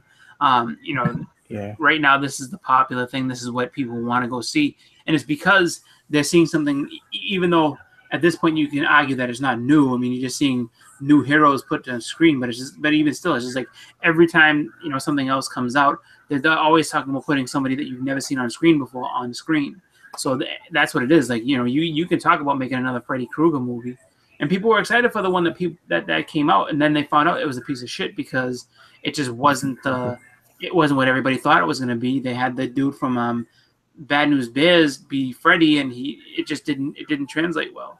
It's just it's one of those things where it's just like all the other genres are kind of trying to remake all the old stuff, and this is the only thing really coming out with new and innovative ideas. That's the problem. Yeah. I think they're very cognizant of that, perception of a bubble or, oversaturation, because, they started with the ground level. They started with one character. Well, that's one of the cool things about this genre, right? There's so many things you can do with it, right? So they started in the city, then they went. Now they're going cosmic. You know, there's magical they can do. You know, street level. Just because it's a superhero doesn't mean it always has to be a guy who's a really great detective in a cool car. You know, it can be any number of things. So there's a lot they can do with it. And to your point, I don't think that there's going to be a bubble because there's so much variety there. Yeah, exactly. I don't think so either. I think eventually, though, they're going to get to a point where they make a film and nobody cares about that character enough to go see it. And that could be Cyborg. But it's not going to kill the whole genre because some people will be like, all right, Cyborg's just not like Cyborg's not interesting enough. Let's just say that people go at it and like he's not interesting enough to make a movie out of. Nobody wants to see it because you can even go back and say, well, I mean, you can look at movies that were complete and total flops. Like Jonah Hex was a complete and total flop, but it's still a superhero movie. And it didn't have a superhero movie budget. No, but even still, things they're pumping so much money into each of these films, they can't afford for any of them to really fail. I think even within that though, like they have you have your movies that you think are going to be the outliers that aren't going to, like you have your money makers. Now, if Avengers flops, now you have a serious problem. But if Ant-Man flops, they weren't worried about that shit. Like Ant-Man is like, we're putting them on screen. Yeah, it's going to be a lot of money thrown into it, but we're not throwing the kind of money that we're throwing at Avengers. Like Avengers better make that money back. Whatever this loses, this better make up for, because that's how they're looking at it. Like it's just like anything else. Like, you know, in their you know, lineup of stuff. I mean, they have their all-stars, but then there's, you know, also just the movies that they're putting out to kind of, you know, test the market and see what people like. And then, oh, like you guys really like this? All right, let's include this character in. You guys didn't really react too much to this, so let's make him either a background character or just kind of wait a couple years until maybe people get that, you know, the sense of popularity again. Like that I think is where you know, you have to look at it. Like there's the big guns that they have, and then there's, you know, little small things that they test out. Like Doctor Strange, you know, initially could have been one of those throwaways because people didn't know what was going to happen. But as things got more and more popular, you know, he's one of their bigger names now. And to do that though, they attached like a well-known actor. Oh, of course, yeah, exactly, and that was the thing. Like in order to make that, yeah, if they just gotten any, you know, somebody like small time to do it, or somebody who's, you know, not quite, you know, as known as Benedict Cumberbatch, it may not have done so well. But then again, maybe it would have. You don't know. But you know, the thing is, you know, like Ant-Man was the first one that I had serious concerns about. Like I don't know if people are going to react to Paul Rudd being a hero and all the rest of it is going to be all that. But then, you know, it made me think that, you know, they at least have, you know, something contingent to be like, you know what, if this fails, we got this to go back on. Now, if their contingency plan fails, now you're going to have to worry about that bubble going, because if what people come to normally see, you know, what the masses claim to love, they turn their backs on, now what do you do? Mm-hmm. So it's true. Yeah. Justin. Hey. You like Avengelyne, right? Character. Wait, are we back to the Rob Liefeld subject here? Did you guys talk about that already? We started to. We skimmed over it.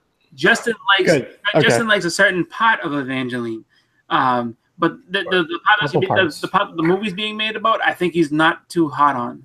No, I mean, whatever, they'll do it. Like I have a bad feeling it's not going to look good. Like I can't envision that. I could see that being like the Witchblade TV show. Remember the Witchblade TV show on TNT?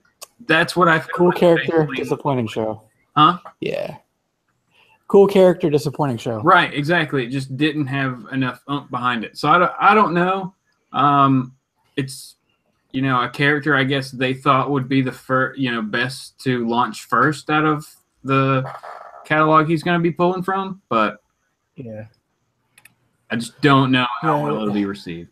It'll be interesting. It's Akiva Goldsman who's doing it. It's the guy's name, and he's also bringing with him. What was it called? Rainbow Six. Remember that? Tom Clancy. Yeah. Yep. So that's another one of his projects that's kind of in that current bucket for him. So So he's going to be what, doing the script adaptation or something? No, I think it's producer. Oh, okay. Producing it. Yeah. So, all right, we can move on from that. Enough on that. Maybe. All right. So, D23, we mentioned it earlier. Big news happened there. I don't know if you guys saw. There was a set that was set up with Thanos, right? We finally got to see Thanos. And then they had these 4 characters draped in mystery. And there was some speculation about what they were, what they weren't. Yep. Right. It turns out rather that they are the Black Order, which they call the Children of Thanos. Right. And you guys, obviously, I'm sure you all read Infinity. I'm sure you read, New Avengers and the lead up with the Illuminati and time runs out, going into Secret Wars. Really Secret Wars. And it was on a TiVo show. Ryan said Secret Wars wasn't really just like a 9 or 10 part series. It was like a couple year long story, right? Because you have to include all that stuff in there. Anyways, that's where we got the Black Order, and the Black Order is Ebony Maw. Yep. Who's a really powerful magic user, right? He overpowered Doctor Strange, right? Yep. I think he was so powerful, he was trying to use him to overthrow Thanos. So that might be a plot thing that they use in the movie. Yeah. But they had also, what's the guy's name? Well, Proxima Midnight is the wife of, and I'm drawing a blank right now all of a sudden. The guy with Corvus Glaive, right? Corvus Glaive is another pretty much immortal character. Like, he can regenerate himself from nothing as long as his staff is still intact, right? If that's destroyed, he would probably finally die. But he's the guy. He's kind of like the herald of Thanos, almost. Like, he's the one who goes down to the planets and makes people bend a knee. Yeah, he's like bloodthirsty. Yeah. He has that spear and he just kills everyone. Yep. So really, really powerful. And then it's Black Dwarf, who's just kind of like who's like the bad rock of the thing. Yeah. The Hulk. I was thinking Bad Rock. Yeah, he's the most Bad Rock or Bedrock. Yeah, Bad Rock. Yeah. So yeah, I see him taking on the Hulk at some point. Yeah, and I mean, I think most of those characters are showing up now in the current Thanos series too. So if you're not familiar with them, that's a good place to jump in. Yep. That's right. Absolutely. The books you want to get, New Avengers #8. It's the 2013 volume. First appearance of the Black Order. And then you have the Free Comic Book Day. Kind of like Infinity. Prelude to Infinity. And then, of course, Infinity #1. So you'll get all your first appearances, Black Order, and some of the characters in there. So pick up those books if you're interested in that. But I will tell you, pick them up because you like them. Yeah. Don't pick them up because you expect them down the road to making a lot of money. A, they are villains, and B, they are B villains. They're not like the main one. They're just the people that help Thanos who will probably die in the process. So good point. Yeah, I mean, like I haven't, I think, picked up the whole series, but it is pretty fun. Like that's all I heard when it was coming out was just like I missed a couple of issues here and there, but it was like, oh, this is a great series. Like, really cool how they put everything together and like awesome fight scenes and stuff like that. So I mean, it's a fun one to pick up, and I agree though. Like if you're speculating on it, like, oh, this is gonna be big time, like no, I mean. I don't think it's for speculation purpose. It's just going to be, if you want a really cool story, you want to get to know those characters before you walk into the movie and meet them for the first time. That's the reason to buy it. Mm-hmm. Right. But if you have them and you're not attached to them and you want to make some money for another book that you might be more attached to, now's the time to sell them. Yeah. True that. And you still might even find those in the like $1 or $2 bins. Oh yeah. Because they printed a whole bunch of those. Yeah. Hey, I ain't even gonna lie, man. That Free Comic Book Day threw mine in the trash. Yeah. Do you know why? Do you know why? Because it was Infinity #1 in the last few pages of that. I'm like, why are they doing this? Yeah, I don't need this. Not throw it away. I won't do that again though. That's what Comically Flawed said that I would say about the Black Order. They go right in the trash because they're gonna die. Because like I said, I was like one movie and dead. Just like I said about Steppenwolf, I was like right in the trash, throw them out. Yeah, that's actually though, believe it or not, one of the few FCBD books that are worth something now, right? I think it's like I think last time I checked, it was. There's a few. I mean, the Ninja Turtles reprint is worth something. The hip hop comic book that came out a couple years ago is worth something. Yeah, that was like a $10 or $15 book. I have seems like every year there's at least one. Yeah, I want to say the prelude Civil War II for a little bit caught a little bit of heat because of I think in that one Rhodey gets maimed. And they leave it off where Rhodey gets maimed and pretty much dies, and then Rhodey dies, and then what's her name gets lit up real bad. She-Hulk. So it looked like the death of two characters in a free comic book day book.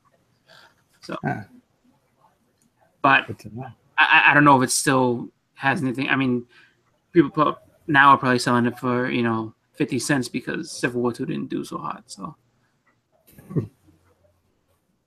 But I'm just typing in the chat here. Yeah, so I am though, really looking forward to seeing that. It's cool that Thanos is obviously really powerful when he's got the gauntlet, but the fact that he has like a squadron with him is it makes him even more dangerous. Yeah, it'll be cool to see who pairs up with who, in terms of like the Avengers or the heroes fighting. Yeah, and then we get to see potentially who's gonna end up croaking out of the Avengers and how that's going to shape out. The craziest part about it, and I don't know if anybody's gotten to see the leaked trailer at all. I haven't. I mean, that's all I've been seeing and hearing about. Is anytime you go online, all it is on Facebook is like, this new thing just put people in shock at D23. People's faces fell off. How great it was. It's just like I haven't seen not even 1 second of it, and I think they've been trying to keep it under tight wraps because they're going to release it at Comic-Con, San Diego Comic-Con. They didn't release the actual video of it, but people did like a breakdown of what they saw. I stayed away from it. I was like, I want to actually see it. I don't want to read about it. I want to see it. So. Okay. Do you guys even know who do you guys name the Black Order? Justin, can you name the Black Order? What the actors? No, like the characters. What? Yeah, what are the characters that make up? All right, my bad. I was looking at the chat. Sorry.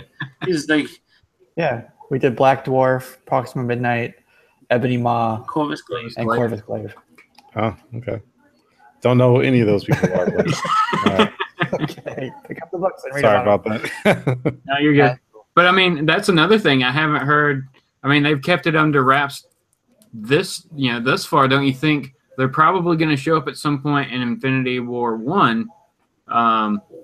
But I don't know who's playing them. They haven't announced like actors and actresses for those parts. So who knows? Who knows? It's most likely gonna just be all CGI as far as it's all. I don't know. I mean, a lot of it because I mean, if you look at most of those characters, that would require a lot of makeup for some of them. Yeah, they're either giant monstrosities or like really gaunt, like alien. Like Proxima Midnight, you could kind of do, I guess, similar to what they did with Nebula, where there's a ton of makeup on her. Ebony Maw, probably the same, but then again, he's like really like skinny, kind of like those cloners on Camino. I mean, that's what I thought when I first saw him. I was like, it's a Camino cloner with hair. Like, okay, that makes sense. But so it's just it's gonna be pretty cool to see how they get introduced, what's gonna happen, and then like Justin said, we don't even know who's playing them yet. So I mean, that's still on the wraps, like who it's gonna be. Mm-hmm. I don't think they're gonna put huge talent behind those guys just because, because they're gonna die. It's gonna be probably one movie and done. At best, maybe 2 movies, but you never know. Right. Well, yeah. I mean, probably gonna be in both Infinity War movies. I don't think we're gonna have a lot of villains die off in the first one. We may have like an actual superhero die at the end of the first one. Yeah. But they'll be around for the end of the first one. It's gonna be like it's gonna end when they're like at their worst point and it seems hopeless and like the world's gonna end. Boom. Yeah, and that makes sense. So it's kind of like that moment in Captain America Civil War, where everybody was just like, the Hulk is like shivering in the corner and all upset, and everybody's like just kind of, broken down and sad about like what just happened. So, I feel like, they're probably going to end up losing at least one character that's going to make a difference. That's really going to make them, kind of feel hopeless completely outside of, just the world going to shit all around them as well. So, yeah. But it's going to be definitely. Yeah, absolutely. They also, there was a couple cool posters they released. One of them was for the Punisher. I don't know if you guys saw that. That was awesome. Yeah, it looks really cool. It's like a painted sort of thing. They did one for Defenders as well. But another one was for this movie, for Infinity. And it's Thanos, and it's an homage to the Infinity Gauntlet cover. Right? The one where he's holding it up like this, and there's... Well, I think it was his hand. Right? Anyways. Is it the Come and Get Me one? No, not that one. The issue 1, the first issue. Oh, okay. He's got it up, and it's like reflecting like all off. Yep. Yeah. So it's a cool poster. And then the other thing was a, I guess you could call it a sizzle reel. I don't know. It was like a behind the scenes kind of footage thing for The Last Jedi. Oh, cool. Yeah. And that looked really cool. Got to see a bunch of, new scenes there. One of them that was really kind of stood out to me, and it happened like that, was two of the characters. One of the newer ones, the lady, and I forget her name. She's the mechanic, and John Boyega's character. Yeah, they were dressed like officers. Yep, they were in First Order uniforms. So we were talking a while back about one of the theories about the new like Star Killer base is actually like a giant command ship. So it could be right in there where they have snuck onto the ship, had to put on these First Order uniforms, and they're just like, on the ship. Yeah. So it fits.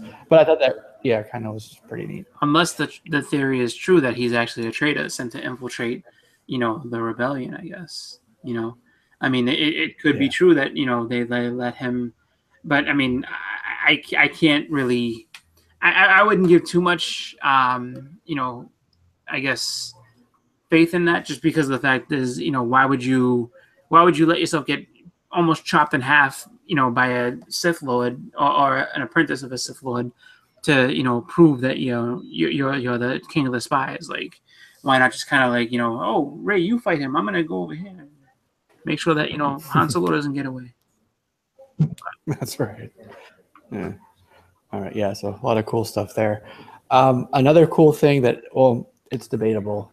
Some people don't like it, but the working title is apparently Antidote. Yeah. That's what they're calling it. That kind of speaks to, maybe some of the other people that they may see in it, and that was the concern: was, are they going to have too many symbiotes in the movie? Yep. But also, people are saying, well, Antidote, that means a lab, maybe. So we're talking, and we've said this a few times in the past, but the ultimate kind of origin for him. Right. Yeah, because that's what they're saying that they wanted. I read that they may be kind of changing up the origin of Venom so that it's not, concurrent with the actual first set of, books. Maybe they want to do something a little different to give him his own identity, to kind of drive the story away from the McFarlane books. Right. Well, one of the things I think about is, wasn't the Venom symbiote a part of like suppressing Eddie Brock's cancer? And that's I think that's actually what gave him the cancer. That's what gave it to him? Yeah, being bonded with it for so long is what made it, is what basically activated it eventually. Huh. Yeah. I have to reread that. I thought I thought the symbiote kept his cancer from basically spreading or basically keeping it under wraps, but all right. I mean, I could be wrong. I'm not sure, but I mean, I just kind of think about, if that was the case, then why would he like not bond with it? Why would he let it go? You know what I mean? Because he broke away from the symbiote, like that's what happened. So I think honestly, it was killing him, and I think I think he basically like asked it to let him go, so that he could die in peace instead of the way it was killing him. Yeah. But that's my interpretation. So, I'd be completely wrong. Yeah. Yeah, the other one that people are saying is it may mean anti-venom. Yep. So. Which would be what? So we have Venom. If you believe all the rumors, Venom, Carnage, and now potentially anti-venom. That I mean, yep. I mean, why not just bring in Toxin and everybody else? So is it going to be? So they'll change the name to like Venomverse of the symbiotes or something like that. Yeah, Venom and the symbiotes. Make it like a band. Yeah. Eddie Brock and the symbiotes. We see their rise from garage band to playing stadiums. It's going to be awesome. Yeah. I might have to agree with Jackie. Cover of Rolling Stone. Jackie says that the Venom movie won't resemble anything that we're familiar with. He might be right about that. I agree with that. I don't know that. You don't? It'd be very different. I mean, they said that they wanted to make it more of a comedy. Like, they wanted to make it a funny movie. So here's my thing. Is Venom actually going to have a white spider on him? Probably. I mean, I don't think the look of the character will change so much. I think it's just going to be his demeanor, how he is, and all the rest of it. Like, if he's supposed to be something funny. But here's my thing, though, is like, if he's not attached to Spider-Man, then why would he have a spider on his outfit? I don't know. It would make good point. That's true. And then, you know, room for logic here.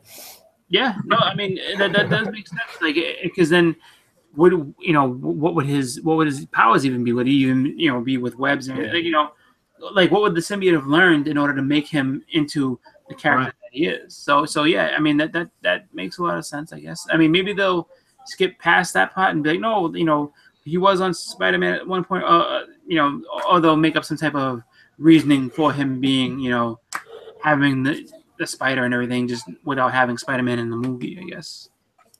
Maybe the symbiote just looked like Spider-Man and wanted to turn him into something like that. I don't know. Yeah. Well, well, wasn't it? we won't recognize it. Yeah.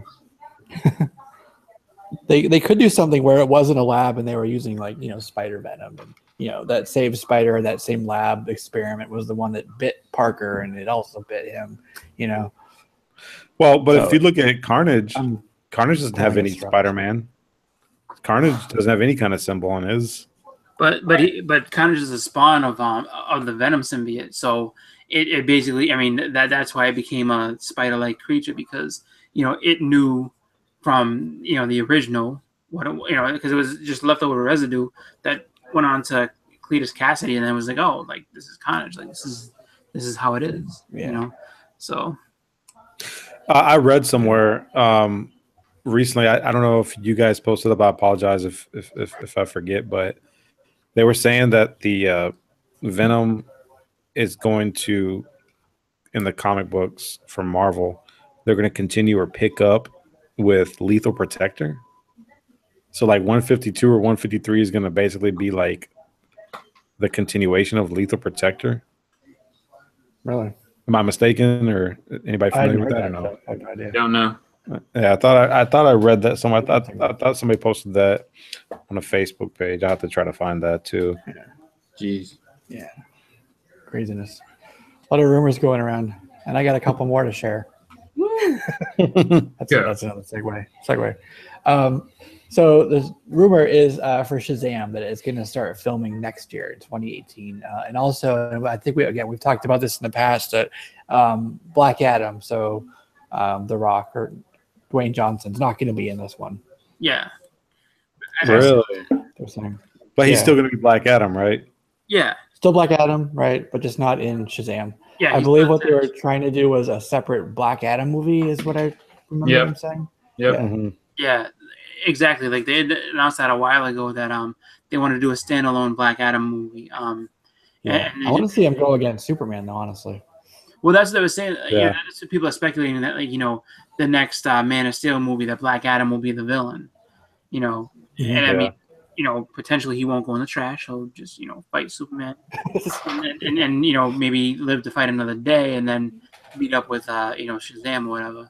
I mean, I would like to see some of the I like to see Shazam battle Superman too. Just kind of like how they did in Kingdom Come, where it was just like Superman went at him and tried to be tried to flex on him, and it was just like Shazam just put him right in his place and beat the hell out of him, because the magic of Shazam usually would just like wail on him and beat him down. So I think that's kind of cool to have. If you're gonna have heroes fight and stuff like that, just have someone, the battle of like two superpowers type deal, because you have to figure that, I mean, as much as Superman was misunderstood, to see, Shazam, even if he's on the side of good, he's going to be misunderstood by the other heroes, and they're going to be wary of how powerful he is. Mm-hmm. And the fact that he's a kid and doesn't know what the crap he's doing. Exactly, yeah. Mm-hmm. Like, that'll be Batman's whole argument. Like, this kid has no idea what he's doing. He's going to get somebody hurt or killed. Mm-hmm. Or, in like Public Enemies, Batman will take him out. But couldn't you see him as like a villain for maybe the Justice League or something? Or Black Adam? Yeah, I mean, The Rock is a superstar. I mean, yeah, you definitely don't want to have him be a one and done. Oh no, he won't be. Like, I think that he will. Like, I think that he'll end up being kind of like they need to establish their version of Thanos, I guess. So he might be that for a little bit until they get Darkseid out and ready to kind of be the main bad guy. But like maybe they'll do kind of not quite a Injustice League, but something where it's just like they have a couple of villains to fight over the time until they build up to that one big last showdown with Apocalypse, and Darkseid and all them, because he's gonna be. I think he's gonna be somebody who will be in a couple of different movies, because of the fact that you said it is The Rock attached to it, so you want to get all you can out of that star power. Yeah, that's right. Nope. Shazam. I hit the mute button. The other thing I wanted to mention was, since we're talking about the rumor mill, is the Silver and Black movie, which is, of course, the Silver Sable Black Cat team-up movie. Mm-hmm. The villains, apparently, for that movie have been released. And again, it's a rumor, but you're looking at Tarantula. What? The Chameleon and Tombstone. Wow. What? The villains. Tombstone. Yeah, 4 villains. These are older, sort of, in terms of their first appearances, right? You're looking at Tombstone was Silver Age books probably right there. Or no, I'm missing one. Gaunt. Tombstone. Wasn't Tombstone in the 90s? Yeah. He was in stuff in the 90s. Yeah, I don't remember when he was created. I want to say he was. Tarantula was like in the 150 range for like. Yeah, he was in like the 70s, I think. Yeah. But I want to say Tombstone was like. I want to say that might have been either Web of Spider-Man, something like that. That he came out in. But wow, like I'm actually taken back most by him. Tombstone, okay. Lonnie Lincoln. Oh yeah, Web of Spider-Man 36. Everybody go get it. Web of Spider-Man 36. Literally, at this point, I mean that's been in dollar bins forever. Oh man, I know. Like literally, that's the thing that kind of gets me is like stuff like that. People, I gotta get the first Tombstone. Like don't waste your money on that, please. Yeah. Like literally, if you're gonna do that, go to your shop. See if they have any in good shape, and literally, if you can turn more than if you can turn it into a $5 sale, you're doing great, because that book literally, I've passed it by a million times. I've seen it, and I remember he had kind of a decent story arc on the cartoon, but other than that, he's not been really any kind of significance at all. Like he's like a D-list villain. Oh yeah. No, well, I mean, but that kind of works because I think. That caliber of villain could fit in good to this movie. You don't want to have a villain that's you don't want to have an A-list villain versus these two that are kind of like B- Spider-Man characters, Well, the thing is, I'm surprised that the Scorpion's going to get put in. Scorpion and Chameleon, I feel like are the two really like wow, you can attach those. Tarantulas. Tarantula's kind of middle of the road. Scorpion's gonna is definitely one of the ones I would have expected to be in. But he's Scorpion's interesting because he was just in the movie, right? So are they gonna have yeah, exactly. So are they gonna have the same guy? I forget his name, the actor.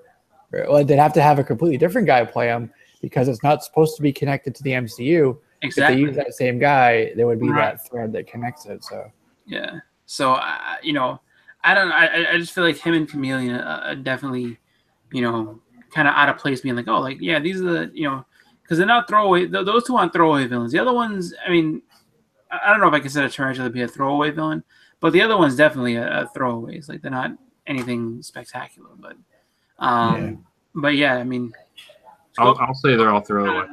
Yeah. Gaunt, the character like Gaunt. You guys know who that is, right? He was appearing in first appeared in 37. I think it was ASM 37. But he was actually in one of the Sam Raimi Spider-Man movies. He helped. He was like in the lab helping Green Goblin. Mm-hmm. So he's kind of this will be his second movie appearance if they go forward with him.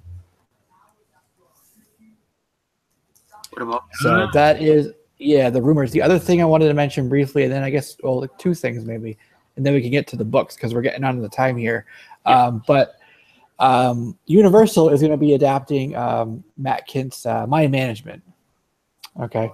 To a TV series. So that'll be an interesting show. It's a good book. It's Dan Cerrone who did The Blacklist. Mm-hmm. He's going to be the one bringing it to TV.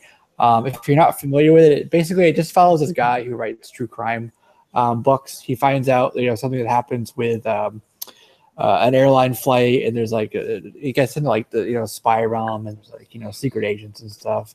And he gets kind of pulled into that world. So it's pretty neat, and I think it will do well as a TV show. And that was an Image book, right? It was Dark Horse, I believe. Okay. Yeah. So there is that, and I don't know when that's coming out. That's just kind of all we know at this point. But the other thing is, I don't know if you guys are fans of Gotham City Garage. They have really, really beautiful series of statues, right? Like there's one with Catwoman on like a motorcycle, which looks really badass there. But they're finally doing like a story about it. Same thing they do with Bombshells, yeah. Yeah, exactly. So it's going to be digital first. I'm hoping, like in a couple months or something, it'll come to print and I can pick it up that way. I watched an interview with the creators earlier, and just like the explanation of it sounds really, really cool. Like alternate universe, like craziness is going on. Our superheroes are not there, So, I mean, I'll just, if you don't know what it is something happened in the past, right? So the world is completely screwed up. The only city left is Gotham, which is now called the Garden, and Lex Luthor is the ruler. And then our story begins. Yeah, they said though that it was going to go to print in that interview. It's on DC's YouTube channel if anybody wants to check it out. But they said it is going to go weekly, digitally to begin with. Then it's going to scale back to it's going to be bi-weekly, then go weekly, and then go to print. Yeah, and very cool. I'm glad to hear that. I didn't know that. I really like the interpretation of the characters too. It's like a grittier, sort of grungier look to them. Mm-hmm. That's cool to me. Yeah. So sweet. So let's get into some of the books. I know it's kind of late, so let's just do a couple. Yep. Pick a couple you're looking forward to tomorrow, or whatever you want to say on that. But yeah, feel free to take that away. Well, I guess Marvel's going to hit us with Astonishing X-Men #1.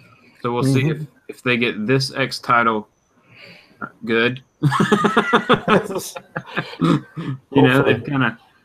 hit us with a lot of new X-Men #1s recently, and I'm down to one of those books still. So I'll try this one. I hope it's good. I'm still reading Cable. That's like I think that's the only one. I thought you were gonna say that. Yeah. I think that's the only one. And then of course we get more Secret Empire fun. Mm-hmm. Everybody's in on that, I'm sure. Yep. Yeah. And then, normal, like this week is way more Marvel heavy for me, just because I get like Daredevil and Thor and like Ultimates are all hitting this week, Yeah. For me, it's going to be for Marvel Secret Empire and let's see, Secret Empire. I said I would give it a shot. I don't know. I have to check it out. But Deadpool Kills the Marvel Universe Again comes out. But then there's for me, DC has Batman 27, Green Lanterns 27, Image has I Hate Fairyland number 14. Curse Words comes out this week. Image also has a couple new number ones coming out, but I looked at them and neither one really spoke to me. They didn't speak to you? They did not speak to me. They did not stay by me. Yeah. Yeah. Pretty much. 3 that I'm looking forward to are DC books. And I don't read them except for one. It's really just kind of the covers that are drawing me to them, but I really want to pick them up. One of them is Aquaman 26, the cover B. It's a really beautiful, I believe it's Joshua Middleton. And this character is finally coming back. I think it's their first time in the new 52. I know Trinity knows. Is it Dolphin is her name? Yeah. Let me know. Oh, yeah. Yeah. That just is a really stunning cover to me. And the other one is Harley Quinn. I picked up the Frank Cho covers. It's doing a really cool 2-parter for this, where it's like black and white with some splashes of reds and Harley on one side, and then I guess it'll be on issue 25. What will be like the newer look for her? But you pair them together, and it's like one big image. Looks cool. Frank Cho, can't go wrong. And then the third one for me, and I know that a couple people mentioned it already, is Trinity. Issue 11. There's a cover B by Bill Sienkiewicz that looks freaking phenomenal. Black and white. You got the Trinity on there, of course, hence the name of the book. But it looks really, really amazing. And I hope there's one at my shop, because that's not, like I said, these aren't books that I normally get except for the Harley. So I hope I can some copies. But yeah, that's my picks. Nice. I guess the only other one that I'm really pumped about is Nightwing 25, just because Nightwing 24 ended on such a crazy cliffhanger. We don't know what's going to happen. So I'm kind of pumped.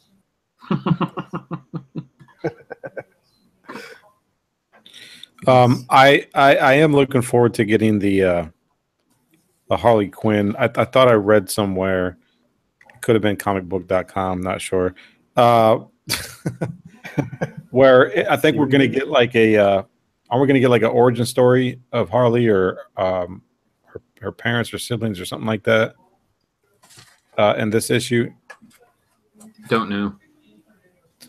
Maybe. I don't know. You know what? I know exactly where that's at now. I'll find it. Give me a second. All right. For all you people that need guides to try to check out how much your comics are worth, or at least a barometer, a good guideline, the new Overstreet comes out this week. Really? I think, there's 3 covers for it. There's one by Gabriel Rodriguez, it's a ROM cover. Then there's a Jim Steranko Batman, and Walt Simonson's Hall of Fame Star Slammers cover. I've seen both the ROM and the Batman, the Steranko. I'm gonna say honestly, I think that the best one out of all 3 of them is the Walt Simonson. It just looks cool. Like the Steranko is kind of plain. It's really not. It's not what I expected from him. I figured it would be kind of like more like, just more edgy, more to it. But there's really not much at all. It's just, I mean, and I realize it's not a comic, so it's not going to be Overstreet. You're talking about, right? Yeah, the Overstreet guide. Yeah, that's actually bad news for me. Why? Because one of the shops I go to still uses like the last year's Overstreet. That's not bad though. Or the 2 years ago. So when he gets this, it's going to have. Yeah. It's using like 2015 or something. So 2015 prices versus what this is going to have. Yeah, because we pay a little bit more for these books now. In a 2017 now, and I mean, it's going to probably say that X-Men 244 is like a $58 book. No, it's just like, dude, no, it's not. But same with I wonder if it was published before the whole hype came out with 361 Amazing Spider-Man, Oh yeah. Well, yeah. Who knows? Probably because that was just 3-4 weeks ago. Yeah. I remember it was an investcomics.com. It was Harley Quinn 24 talking about more insight into Harley Quinn's parents. That's what it was. So I guess we're getting information about Harley Quinn's parents. Interesting.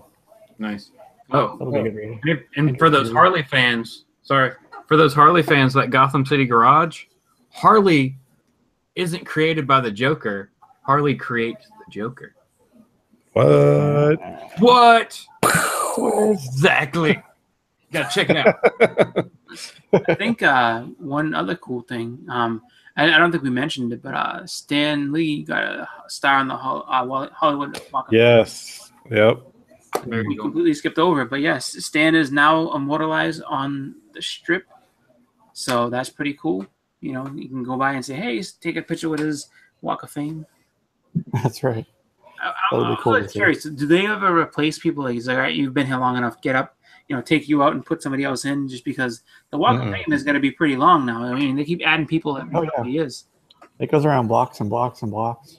Oh, goody. Yeah. I walk forever to see Stan. Like, damn it, Stan. Yep. It'll take you a while to walk it. I tried it, I know.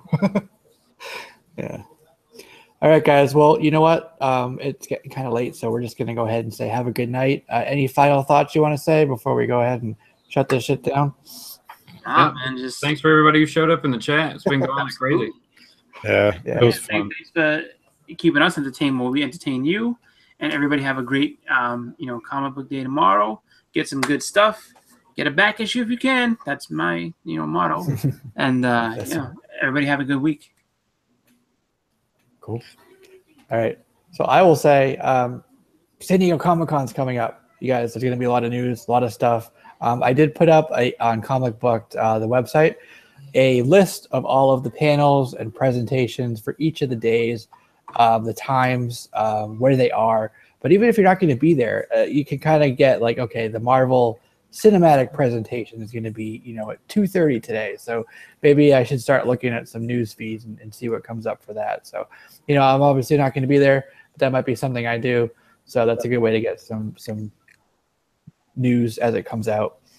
He just posted the link there, so feel free to check that out and some of the other stuff too. Cool, new comic list. You can take that to your shop tomorrow when you go get those books. And some cool Robotech news I just put up pretty recently too. So we didn't get to talk about that, but there is a live action coming out. So that is my final thought. Live action Robotech. Better be awesome. Better be awesome. Pumped. Yeah. All right, guys. Have a good night. We'll see you in a week. Bye, everybody. Have a good one.